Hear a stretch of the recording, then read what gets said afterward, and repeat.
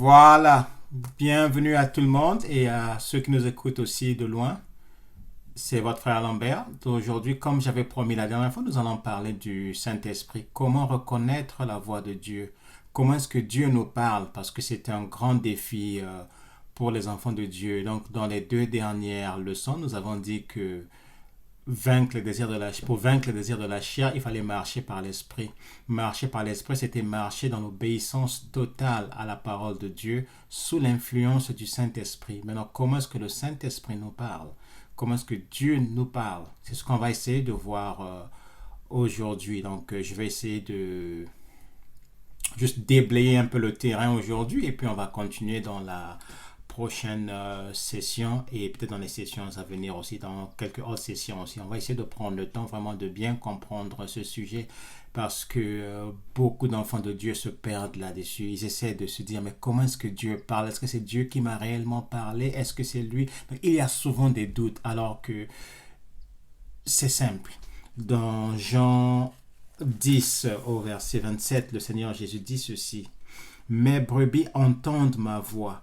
Moi, je les connais et elles me suivent. C'est qui les brebis de Jésus? Mais je dirais qu'une brebis de Jésus, c'est son enfant, c'est celui qui a accepté Jésus, c'est celui qui a cru en lui et qui marche avec lui aujourd'hui. Donc, c'est sa brebis et Jésus prend soin de lui. Il le dit donc pour que tu marches avec Jésus, mais tu dois entendre sa voix. Jésus dit, mes brebis entendent ma voix et la reconnaissent. Donc, l'enfant de Dieu, je peux dire que on a été créé, c'est automatique, on est enfant de Dieu, donc ce n'est que normal d'entendre la voix de notre Père et de la reconnaître. Oui, c'est normal. Maintenant, on va essayer de voir dans Hébreux 1, les versets 1 et 2, et puis je vais essayer d'expliquer un peu en profondeur. Après avoir autrefois, à plusieurs reprises et de plusieurs manières parlé à nos pères par les prophètes, Dieu nous a parlé par le Fils en ces derniers jours. Il a établi héritier de toutes choses et c'est par lui qu'il a fait les mondes. Si on va au verset 3, il dit ce Fils, donc le Seigneur Jésus, qui est le rayonnement de sa gloire et l'expression de son être, soutient toutes choses par sa parole puissante. Après avoir accompli la purification des péchés, il s'est assis à la droite de la majesté divine dans les lieux très hauts. Dans les derniers jours, oui, après avoir parlé à nos pères, à nos ancêtres, par les prophètes, dans les derniers jours, Dieu parle à ses enfants, a parlé par le Fils. Vous pouvez voir que Dieu a parlé à Abraham, Dieu a parlé à Moïse, il s'est révélé à Moïse par un buisson ardent, il a même parlé à Moïse, Moïse a même entendu sa voix audible, à d'autres prophètes, Dieu a parlé et les prophètes allaient transmettre la nouvelle, ainsi de suite. C'est comme ça que Dieu a marché, mais après la venue de Jésus, donc lors de la venue de Jésus, il nous a parlé par Jésus le Fils. Jusqu'à ce jour, Dieu nous parle par le Fils. Et qui est le Fils? Mais le Fils est sa parole. Au commencement était la parole était Dieu, et la parole avait été avec Dieu. Tout ce qui a été fait par la parole, et rien de ce qui a été fait n'a été fait sans elle. En elle était la vie, et la vie était la lumière des hommes. Et un peu plus tard, Jean 1, verset 14, a dit quoi? La parole s'est faite chair et a habité parmi nous. Le Seigneur Jésus est venu. Après une forme humaine est venue sur la terre et a habité parmi nous. Il nous a parlé de la part du Père. Il nous a révélé le Père. Il nous a réconciliés par sa mort au Père. Donc aujourd'hui, à tous ceux qui l'ont cru, ils sont devenus enfants de Dieu. Donc nous sommes ses brebis. C'est automatique que nous puissions entendre sa voix. Non seulement l'entendre, mais la reconnaître, l'obéir. Mais comment Dieu nous parle? Par sa parole. Par sa parole. Tu veux entendre la voix de Dieu? Lis la parole de Dieu. Étudie-la, médite-la, connais-la. Voilà.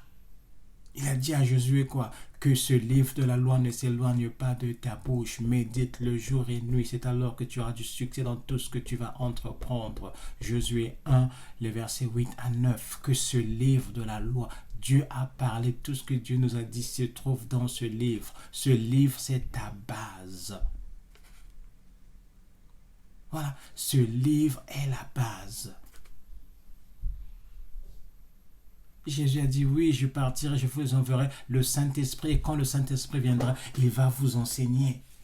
Oui, le Saint-Esprit nous enseigne. Oui, le Saint-Esprit nous parle. Mais il nous parle de quoi? Il nous enseigne quoi? La parole de Dieu, les paroles de Jésus. Vous voyez? La parole de Dieu est notre base. C'est la base. Donc c'est ça. C'est notre fondement. On doit la connaître, on doit l'étudier, on doit passer du temps dans les Écritures. Et c'est à ce moment-là que donc, le Saint-Esprit nous aide à comprendre les Écritures, mais il va aussi nous aider, le moment venu, avec les Écritures. Ça, je vais garder pour la deuxième partie du message. On va voir un peu quelques clés pratiques. Donc, vous voulez que Dieu vous parle, étudiez la parole. Lisez la parole. Dieu vous parle dans la parole. Un homme de Dieu a dit, si vous voulez entendre la voix de Dieu de manière audible, lis la Bible à haute voix. Tu vas entendre Dieu te parler. Ok? Parce qu'aujourd'hui, il y a trop de charlatans maintenant qui font du spectacle. Et les gens croient que voilà, c'est comme ça que Dieu parle. On voit Je me rappelle une fois, j'étais en train de suivre la télé il y a près de 3-4 ans, 3 ans à peu près de cela là. C'était un prophète en Afrique du Sud, mais c'était quand même chaud, quoi. Il écoutait la voix de Dieu. Voilà, Dieu dit ceci, il va à la vision, ça. Dieu te dit ceci. Et les gens étaient émerveillés par ça. Donc, facilement, on se trompe. Dieu est dans sa parole. Dieu nous a révélé sa parole. Il nous a donné sa parole. Donc, tu veux comprendre la volonté de Dieu pour ta vie dans chaque circonstance de la vie. Lis la parole de Dieu, tu auras la direction. Tu auras la direction. Je vais juste voir quelques notes là, parce que j'ai écrit quelques notes intéressantes que j'aimerais partager avec vous. J'ai dit ceci, quelques voix, autres voix qu'on entend souvent. Avant de parler de ces voix, je vais dire une chose. Quand j'étais jeune chrétien, souvent, il y avait des anciens qui nous disaient, écoutez, quand vous allez en prière, restez tranquille et attendez que Dieu vous parle. Et parfois, j'allais dans la présence de Dieu, j'avais ma Bible, j'étais là, j'étais tranquille, j'attendais, je n'entendais aucune voix. Rien ne me parlait. Et un peu plus tard, parfois j'entendais des choses qui me venaient dans ma tête, j'écrivais, est-ce que ça c'est Dieu qui me parle? Est-ce que Dieu marche comme ça? Le diable peut passer par cela aussi pour nous induire en erreur. Donc on doit faire très attention. Parce que lorsque Dieu a parlé à Abraham a obéi tout de suite, il n'avait pas de doute. Lorsque Dieu a parlé à Noé, il n'y avait pas de doute. Lorsque Dieu parlait aux prophètes, il n'y avait pas de doute. Alors que nous commençons à nous poser des questions. Est-ce que j'ai réellement entendu la voix de Dieu? Il y a un problème. Donc, une manière pour être sûr de ne jamais taper à côté, lis la parole de Dieu. Lis la parole de Dieu. Les autres voix. Il y a aussi nos émotions qui nous parlent parfois. Nos émotions nous parlent souvent. Et parfois, on a tendance à suivre ce que nos émotions nous disent, mais ce n'est pas Dieu. Il y a la voix de notre volonté. Cette personne me plaît, moi je vais l'épouser. Malgré les signes que les gens nous parlent, malgré parfois le fait que ce soit clair que ce n'est pas la bonne personne, parce que quand tu analyses par rapport à la parole de Dieu, tu vois que ce n'est pas ça. Mais tu dis non, moi je suis convaincu, elle me plaît, c'est elle que je vais épouser.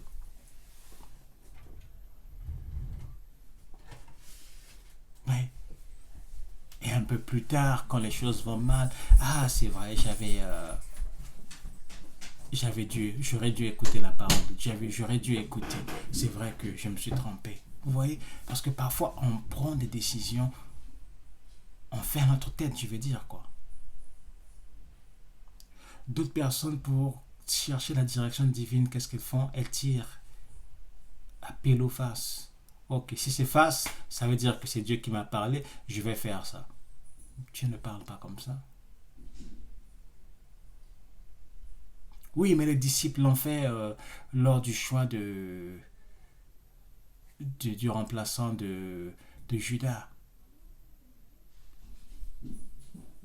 Mais ce sont des choses que le diable peut utiliser pour t'induire en erreur. Tu dois faire très attention. Une autre manière que les gens cherchent la direction divine, c'est quoi? Les signes. Dieu, donne-moi tel signe. Si c'est ça, si c'est bon, alors si ce signe s'accomplit, ça veut dire que c'est toi qui m'as parlé, je vais faire ça. Attention. Oui, mais il l'a fait dans la Bible. On a vu le serviteur d'Abraham lorsqu'il allait demander Rebecca en mariage, c'est ce qu'il avait fait. Vous savez, avec ces signes, le diable peut aussi nous induire en erreur. Je me rappelle quand je voulais me marier, je me rappelle une fois, j'avais demandé un signe comme ça. J'avais dit, Seigneur, aujourd'hui je vais inviter telle sœur à l'église. C'est une fille que je considérais un peu là. Je voulais. Mais j'ai prié, j'ai dit, Seigneur, si c'est ta volonté, je vais l'inviter à l'église ce soir. Et j'aimerais qu'elle t'accepte aujourd'hui, ce soir, comme son sauveur. Et ça va être un signe pour moi que c'est la femme de ma vie. Nous sommes allés à l'église ce jour-là. Elle a accepté le Seigneur. Elle était même parmi les premiers à avancer lorsqu'on a fait l'appel au salut. Mais juste après ça, c'était clair que c'était pas la bonne personne pour moi. La personne ne voulait rien savoir de Dieu. C'était une décision émotive qu'elle avait prise. Vous voyez, un peu plus tard, chemin faisant, on s'était rendu compte que c'était pas ça. Vous voyez, donc parfois les signes aussi peuvent vous tromper. Autre manière de chercher la direction divine, d'écouter Dieu, c'est par les leaders spirituels. Aujourd'hui, il y a tellement de prophètes, c'est sûr aussi que les gens ne jurent que par les prophètes. Dès qu'il y a un problème, je vais voir le prophète pour qu'il me donne la direction, pour qu'il me dise quoi faire. Mais la Bible nous dit d'examiner les prophéties, sonder les prophéties. Et dans les derniers jours, il y aura beaucoup de faux prophètes. Il y a des gens aujourd'hui qui travaillent avec l'esprit de divination. Oui, ils vont vous dire des choses qui seront parfois vraies. Mais parfois, ça va aussi être des mensonges pour vous induire en erreur. Le diable est le père du mensonge. Il pourra te dire 5 choses qui sont vraies, mais il y aura un mensonge qui va te dire pour t'égarer. On doit faire très attention.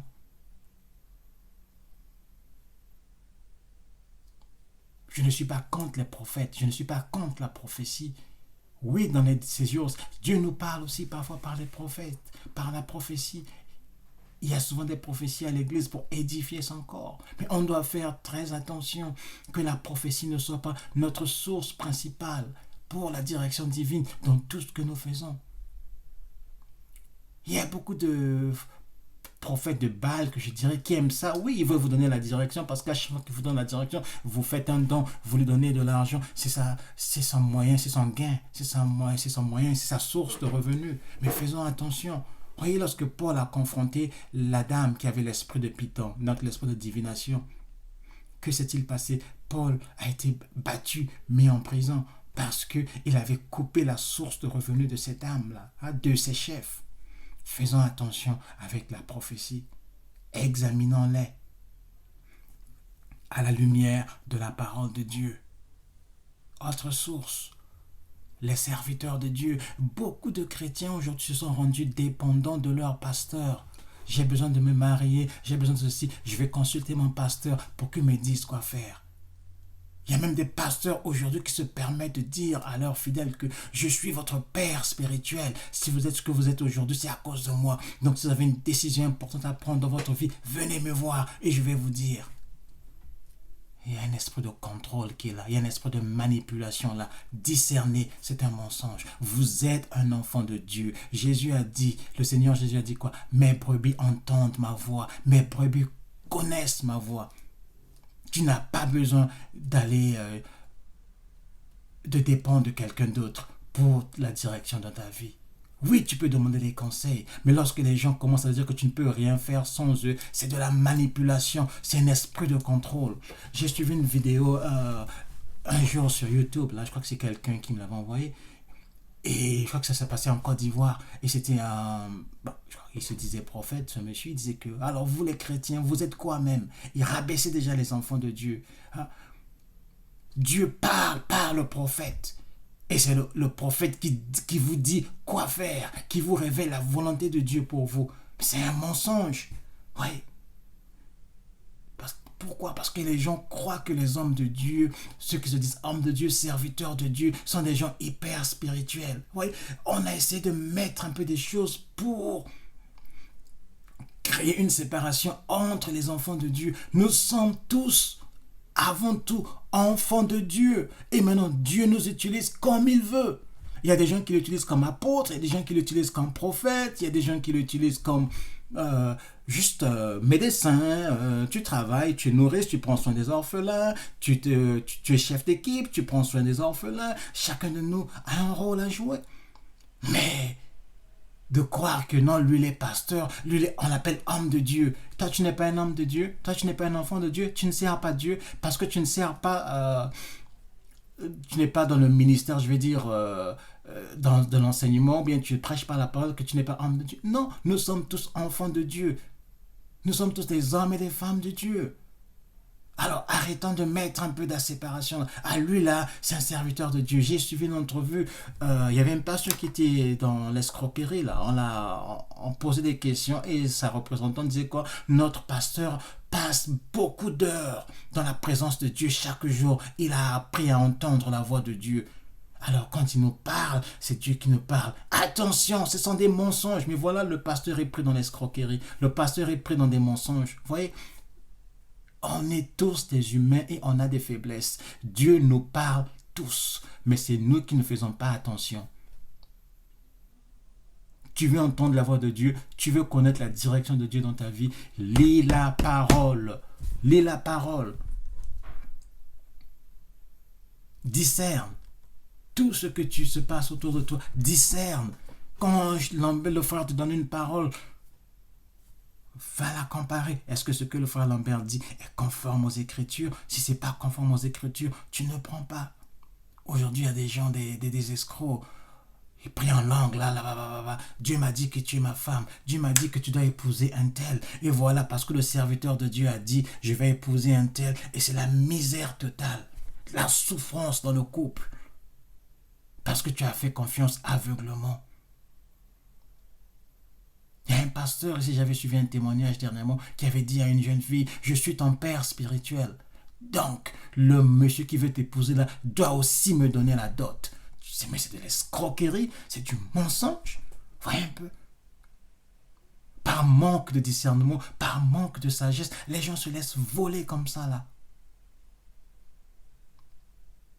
Quand un homme de Dieu t'emmène des théories bizarres là, il faut les confronter, il ne faut pas avoir peur. Ah non, lui c'est un pasteur, je ne vais pas l'offenser. Non, on confronte à la lumière des Écritures. Pasteur, ce que tu me dis là n'est pas vrai. Le pasteur dit que tu as un esprit d'impudicité là. Tu dois venir à mon bureau demain pour la délivrance. Tu vas demain dans le bureau de la délivrance, dans le bureau pour la délivrance. Juste toi et le pasteur. Déshabille-toi ma fille. Et toi si tu te déshabilles. Au nom de Jésus, il te touche le sein. C'est un impudique. C'est pas un homme de Dieu. Déjà, quand tu te dis, viens dans mon bureau demain pour la délivrance, là, tu te poses des questions. Est-ce que ça, c'est un homme de Dieu, ça? Oui. Beaucoup de gens aujourd'hui se sont improvisés pasteurs, prophètes, parce qu'il n'y avait pas d'autres sources de revenus. On lit un peu la parole de Dieu, on l'interprète à notre manière. Parfois, on prend des versets hors contexte pour appuyer ce qu'on veut faire passer comme message et on met la culpabilité dans les gens. Dieu ne parle pas comme ça, je suis désolé. On doit apprendre à lire la parole de Dieu. On doit apprendre à connaître les Écritures parce que en étudiant la parole de Dieu, tu vas comprendre la volonté de Dieu, tu vas comprendre le caractère de Dieu. Et dans certaines choses qui vont se passer dans ta vie, tu vas te dire que non, ça ne peut pas venir de Dieu parce que Dieu est amour, Dieu est justice. Et ça là, ça ne s'aligne pas avec le caractère de Dieu. Je rejette. On va essayer d'aller en profondeur dans la prochaine étude pour voir un peu des clés simples pour pouvoir discerner la voix de Dieu. Oui, mais Dieu dit ceci, j'écoute là. Parfois, ce sont des esprits qui parlent à ces gens-là. C'est même pas Dieu. Oui, il y a des médiums, des diseurs de bonne aventure qui disent la vérité. Ils peuvent voir ta vie, ils peuvent lire certaines choses, ils vont te dire des choses. Mais ça ne veut pas dire que ça vient de Dieu. Discernant. Je sais que c'est devenu courant, surtout en Afrique. Moi je vais dans tel groupe de prière, la maman là est prophétesse, le papa là est prophète, il voit des choses, il dit des choses, à chaque fois, il y a des choses qu'on dit, des révélations, à chaque fois. Faites attention, faites attention. C'est devenu trop facile. Les enfants de Dieu ne veulent plus étudier la parole de Dieu. Ils ne veulent plus la lire. Ils prennent le chemin de la facilité. Je vais voir papa prophète. Je vais voir maman prophète. Maman prophétesse, elle va me dire. Faisons attention. Et très souvent, ces gens finissent par nous induire en erreur. Ils pourront nous dire 9 choses qui sont vraies, mais la 10e va nous induire en erreur. Le diable ne vient que pour voler, tuer, détruire. Faisons attention. Méditez là-dessus.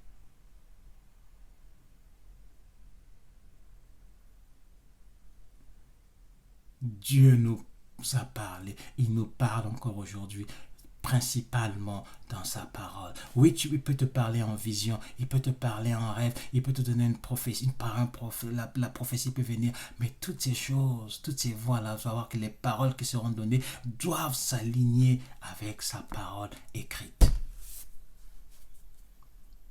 Lorsqu'on te dit va à minuit au cimetière, invoquer un ancêtre, ça c'est pas de Dieu, la parole de Dieu le dit déjà. Vous voyez? Donc, faisons attention. Père, je prie que tu nous donnes le discernement et surtout le courage, le désir de lire ta parole, de l'étudier. Et Saint-Esprit, aide-nous à la comprendre afin de t'obéir et de marcher dans l'obéissance à ta parole. Au nom de Jésus. Amen. Que le Seigneur vous garde. Voilà la première partie. Et dans la deuxième partie, je vais un peu expliquer comment est-ce que le Saint-Esprit nous dirige